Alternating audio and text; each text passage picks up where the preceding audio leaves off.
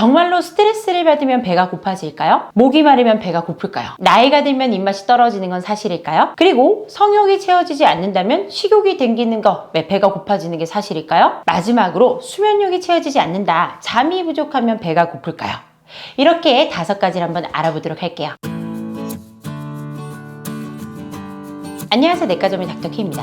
만병의 근원은 과체중 비만으로부터 시작된다는 것을 많은 분들이 머리로는 알고 계세요. 그렇지만 사실 이 세상에는 정말 많은 음식들, 맛있는 것들 많죠. 유혹을 떨치기가 힘든데요. 배가 고파서 음식을 찾게 되는 식욕. 식욕은 우리의 삶에 있어서 가장 중요한 욕구 3가지 중에 한 가지이고 생존을 위해서 필수적이기도 합니다. 그렇지만 우리 머리를 속이고 있는 가짜 식욕 때문에 과한 음식 섭취를 하게 되는 경우가 늘 말썽을 일으키죠. 분명히 방금 전에 밥을 먹어서 배가 부른 상태인데도 밥 들어가는 배 따로 있고 간식이나 과일 들어가는 배 따로 있다고 그렇게 얘기하잖아요. 이렇게 또 좋아하는 간식이나 과일을 보면 또다시 먹을 수가 있습니다. 그쵸? 자, 그래서 오늘은 우리의 식욕과 관련된 5가지 속설에 대해서 한번 살펴보고요. 정말로 이 속설이 식욕을 유발하는지 한번 알아볼게요. 정말로 스트레스를 받으면 배가 고파질까요? 목이 마르면 배가 고플까요? 나이가 들면 입맛이 떨어지는 건 사실일까요? 그리고 성욕이 채워지지 않는다면 식욕이 땡기는 거, 배가 고파지는 게 사실일까요? 마지막으로 수면력이 채워지지 않는다, 잠이 부족하면 배가 고플까요?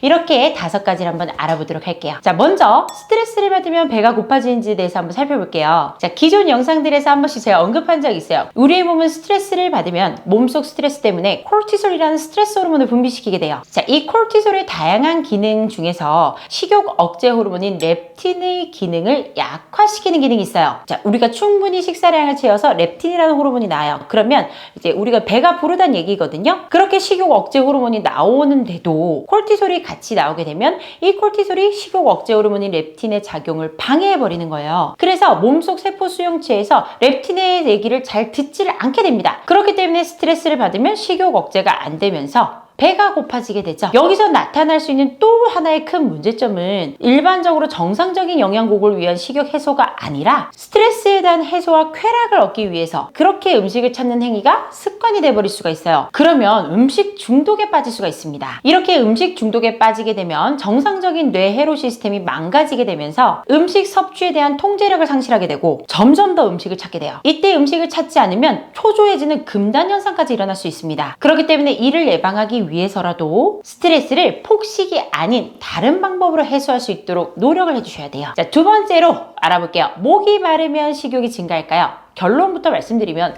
목이 마르면 식욕이 증가합니다. 왜냐? 우리 뇌는 오랫동안 목이 마르면 마를수록 이 갈증을 배고픔으로 착각을 하게 됩니다. 자, 수분이 현재 많이 부족하다 이러면 이제 극심한 갈증으로 이어져요. 그런데 이와는 다르게 1, 2%의 수분이 부족한 상태가 3개월 이상 지속되면 어떻게 될까요? 바로 만성 탈수인데, 자, 이렇게 만성 탈수가 돼버리면 몸이 부족한 수분에 적응을 하게 됩니다. 그래서요, 뇌는 목이 마르다 이렇게 신호를 보내지 않고요, 지금 현재 부족한 것이 수분이 아닌가? 뭔가 다른 게 부족하다 이렇게 착각을 일으키게 됩니다. 그렇기 때문에 물을 마셔라가 아니고요, 음식을 먹으라는 신호를 보내게 되는 거죠. 이렇게 만성탈수증은 식욕을 왕성하게 할 뿐 아니라 당연히 식욕이 왕성해지니까 비만 위험도 올라가죠. 그리고 수분량이 부족하니까 혈액순환도 잘 되지 않아요. 그리고 세포의 영양소도 잘 전달되지가 않습니다. 결국에는 피로하고 무기력하고 면역력이 감소되면서 두통까지 유발할 수 있어요. 그렇기 때문에 여러분 하루 물 권장량 얼마인지 아시나요? 적어도 1.5에서 2.5리터 정도는 물을 하루에 꼭 드셔야 해요.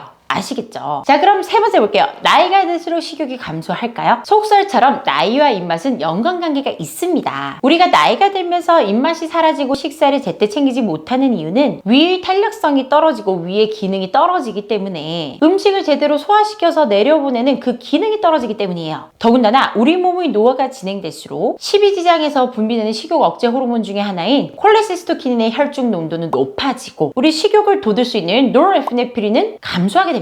게다가 후각의 기능도 나이가 들면서 후각세포가 점점점 없어지면서 후각의 기능도 떨어지게 되는데요. 그렇게 후각의 기능이 떨어지는 것도 식욕 저하의 원인이 됩니다. 우리가 나이가 들면 후각 기능이 생각보다 빨리 떨어져요. 65세에서 80세 사이에는 후각 기능이 거의 60%밖에 남아있지 않고요. 80세 이상의 인구 80%에서는 50세 미만과 비교해서 후각 기능이 거의 10% 정도밖에 남지 않는다는 결과가 있어요. 그렇기 때문에 이렇게 후각을 자극하지 못하면 80세 이상에서는 음식 섭취에 대한 그런 욕구가 떨어질 수밖에 없습니다. 맛있는 것도 냄새를 맡아야 맛있겠다 하면서 먹게 되잖아요. 그것과 좀 비슷한 거죠. 자, 다만 문제는 이렇게 식욕이 자꾸 떨어진다고 해서 음식을 제때제때 챙겨 먹지 않으면 영양 부족 상태가 되기 때문에 면역력이 크게 떨어질 수밖에 없어요. 그렇기 때문에 나이가 드실수록 식욕이 떨어지더라도 음식을 제때제때 꼭 챙겨 드셔야 돼요. 아시겠죠? 다음은 네 번째, 식욕과 성욕의 상관관계에 대해서 알아볼게요. 자, 식욕과 성욕의 상관관계에 대한 얘기들이 굉장히 많은데요. 자, 여러분 결론만 말씀드리면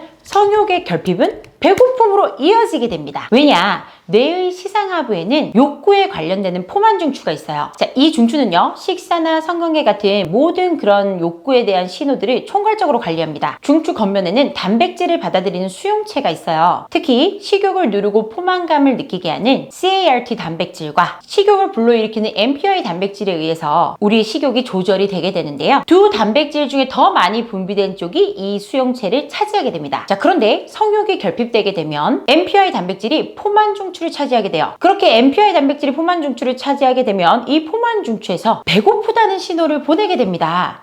그렇기 때문에 우리 몸은 식욕을 느낄 수밖에 없어요. 자, 이와 같은 기전 때문에 식욕과 성욕은 상관관계가 있다는 것을 기억하시면 좋을 것 같고요. 자, 이제 다섯 번째, 마지막으로 식욕과 수면력에 대해서 살펴볼게요. 우리가 수면이 부족하면 자극적인 음식을 더 많이 먹게 되는 경향 있지 않으셨어요? 미국의 펜실베니아 주립대 연구팀에 의하면 하루 6시간 이상의 잠을 자지 못하는 경우에는 식욕을 촉진하는 호르몬인 그렐린의 분비가 늘어나고 식욕을 억제하는 호르몬인 렙틴의 분비는 감소되는 것으로 나타났어요. 이 말은 수면 부족이 결국에는 식욕을 증가시킨다는 얘기죠. 잠을 제대로 못 자면 뇌의 전두엽이 좀 둔해집니다. 이렇게 뇌의 전두엽 활동이 둔해지면 합리적인 의사결정을 내리기가 어려워지죠. 그리고 식욕을 관장하는 편도체 같은 부위는 강력하게 반응해서 인스턴트 같은 자극적인 음식에 대한 욕구가 올라가게 돼요. 연구 결과들에 따르면 실제로 잠을 못 잔 날, 충분히 못 잔 날은요, 잘 잔 날보다 초콜릿이나 감자칩 같은 그런 칼로리가 높은 고칼로리 음식의 인스턴트 음식을 평균적으로 600kcal나 더 칼로리를 섭취하더라라는 결과가 있어요. 그렇기 때문에 여러분, 식욕의 적절한 조절을 위해서는 적절한 수면이 꼭 필요합니다. 아시겠죠? 자, 오늘은 이렇게 우리가 흔히 속설로만 알고 있었던 우리의 식욕을 불러일으키는 원인 5가지에 대해서 알아봤어요. 자, 생각보다 속설이라고 알고 계셨던 것들이 진실인 경우가 많아서 좀 생각보다 놀라셨죠? 우리의 식욕은 생명 유지를 위해서는 필수적이지만 나에게 필요한 열량 이상을 섭취하시는 것은 가짜 식욕이라는 것을 꼭 기억을 해주셔야 하고요. 이렇게 항상 주의를 해서 내 적정한 체중을 유지할 수 있게 나의 건강을 유지하는 것이 가장 중요하겠죠. 자, 오늘 이렇게 나의 식욕을 불러일으키는 5가지 원인, 그리고 이 5가지 원인이 과연 진실인가 살펴봤어요. 오늘 들으신 내용이 마음에 드시면 구독과 좋아요, 알림 설정 부탁드릴게요. 감사합니다. 내과전문의 닥터 K였습니다.